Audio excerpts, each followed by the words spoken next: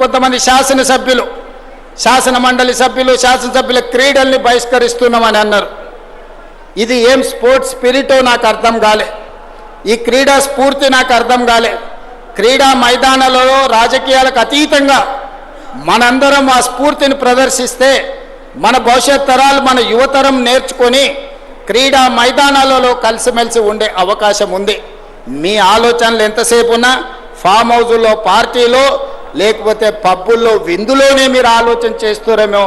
మేము యువతను వాటి నుంచి దూరంగా జరపడానికి ఫామ్ హౌస్ పార్టీలకు పబ్బుల్లో విందులకు డ్రగ్స్కి దూరంగా గంజాయికి దూరంగా మత్తుకు దూరంగా మత్తు బాట వదలండి, మైదానాల బాట పట్టండి అని చెప్పి ఈనాడు తెలంగాణ రాష్ట్రంలో ఉన్న యువతకు ఆదర్శంగా నిలబడాలి అని ఈ క్రీడల్ని ఏర్పాటు చేయడం జరిగింది.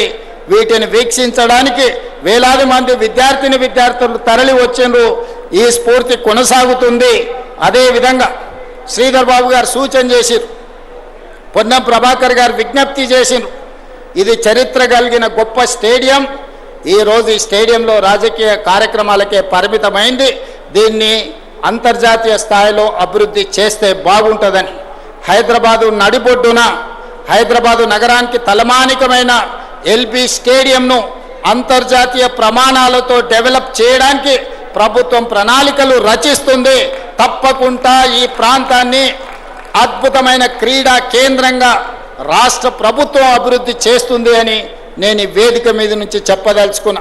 అదేవిధంగా గచ్చిబౌలిలో ఉన్న 70 ఎకరాల క్రీడా మైదానాలను 700 కోట్ల రూపాయలతోని ప్రపంచ స్థాయి క్రీడల వసతులను అక్కడ అభివృద్ధి చేసి భవిష్యత్తులో 2034లో ఒలింపిక్స్ని అక్కడ నిర్వహించే విధంగా ఈనాడు ఆ మైదానాలను అభివృద్ధి చేసే ప్రణాళికలు సిద్ధం చేసినాం. 3 నెలల్లోనే అక్కడ పనులు ప్రారంభించబోతున్నాం.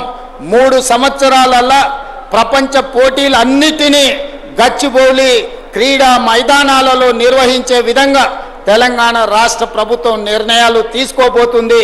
క్రీడా మైదానాలను అభివృద్ధి చేస్తుంది. అదేవిధంగా మీకు బేగంపేటలో ఉన్న హాకీ క్రీడా మైదానాన్ని ఒకనాడు అంతర్జాతీయ ఒలింపిక్స్లో పాల్గొనడానికి క్రీడాకారులను తయారు చేసిన బేగంపేట్ హాకీ క్రీడా మైదానాన్ని తెలంగాణ రాష్ట్ర ప్రభుత్వం అభివృద్ధి చేస్తుంది. చివరగా ఒక్క మాట, 1950 నుంచి 60 మధ్యలో ఒలింపిక్స్లో మొట్టమొదటిసారి భారతదేశానికి 4వ స్థానం వచ్చింది ఫుట్బాల్లో.